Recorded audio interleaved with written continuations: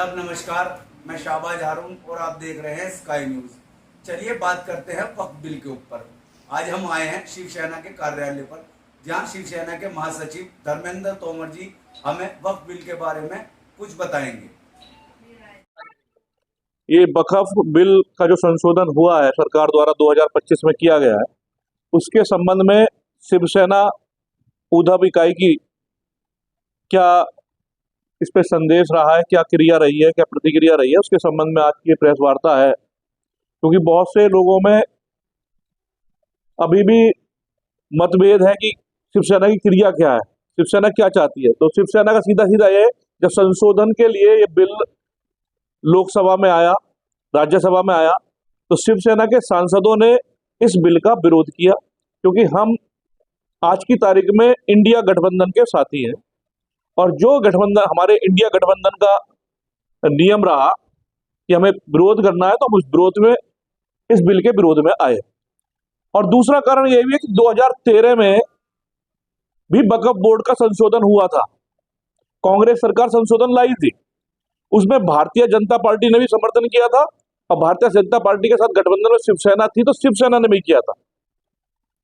तो भारतीय जनता पार्टी ने जब महासंशोधन में समर्थन दिया था, और फिर 2014 में भारतीय जनता पार्टी की सरकार आई, क्यों संशोधन याद नहीं आया? 2019 में सरकार आई, क्यों संशोधन याद नहीं आया? अब 24 के बाद जब सरकार आई, तो फिर आपको 13 में किए हुए संशोधन के समर्थन को देने के बाद आपको 25 में याद आ रहा है। तो कहीं ना कहीं आप जनता को कंफ्यूज पैदा कर रहे हैं। बेशक सरकार द्वारा यह कहा जा रहा है कि ये संशोधन हम गरीब मुस्लिमों के लिए लाए हैं, मुस्लिम महिलाओं के लिए लाए हैं, लेकिन जिस तरह से भाजपा के कुछ सांसदों द्वारा और भाजपा के समर्थक दलों द्वारा, जैसे कि शिंदे गुट के समर्थक सांसदों द्वारा शिवसेना उद्धव के विषय में कहा गया कि शिवसेना उद्धव ने हिंदुत्व छोड़ दिया है। भाई, वक्फ बिल से हिंदुत्व का क्या मतलब है? अब सरकार ये बताए, कंफ्यूजन तो आप खुद ही पैदा कर रहे हैं ना। आप हिंदुत्व के लिए लाए हैं या गरीब मुस्लिमों के लिए संशोधन किया है? सरकार को यह सोचना है। इसीलिए कंफ्यूजन दूर होना चाहिए कि कहीं ना कहीं लगता है सरकार की मंशा कहीं गड़बड़ है। क्यों वो आम मुस्लिम तक पहुंच नहीं पा रही अपनी आवाज को लेकर? अगर उनके समर्थन में बिल लाए हो, अगर बिल लेकर आए हैं, तो आपको मुस्लिमों का पहले विश्वास जीतना आवश्यक था।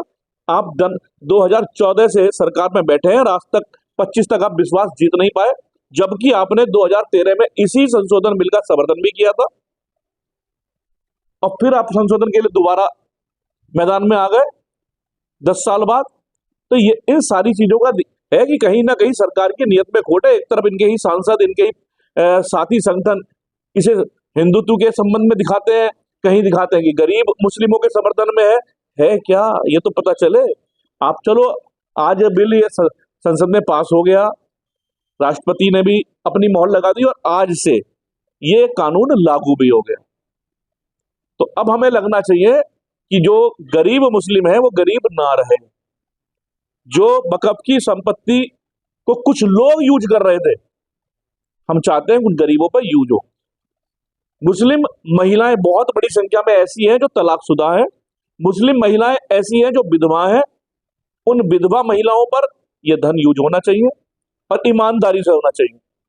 हम चाहते हैं कि इसमें सरकार पूरी ईमानदारी के साथ ऐसी महिलाओं का आगे बढ़ाने का काम करे जो तलाकशुदा हो गई हैं, मुस्लिम महिलाएं जो विधवा हो गई हैं। पूरा धन मुस्लिम समुदाय के काम आए।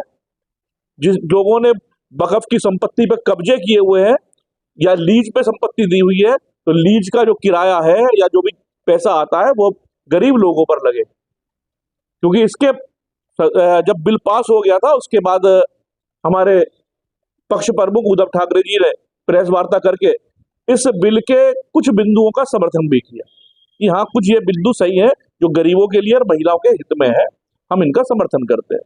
लेकिन सरकार को चाहिए कि वो अपनी नीयत साफ करे, इस बिल के साथ हिंदुत्व को ना जोड़े, जैसे कि उनके साथी सांसदों ने जोड़ा और उनके कुछ सांसदों ने जोड़ा। हिंदुत्व से इस बिल का कोई संबंध नहीं है। ये गरीब मुस्लिमों के लिए और महिलाओं के लिए है, तो सरकार अपनी नीयत साफ करके गरीब हित में इस बिल को लाई है, तो वो सारा पैसा गरीबों को लगाए, ताकि मुसलमानों की जो आर्थिक स्थिति है, जो देश में आज सबसे कमजोर है। सच्चर कमेटी की रिपोर्ट ने भी ये कहा था कि देश का मुसलमान बहुत गरीबी की स्थिति में है। तो मैं समझता हूँ सरकार बिल ले आई है, तो 4-5 साल में मुस्लिमों की स्थिति में उद्धार आएगा, अगर सरकार की नीयत साफ होगी।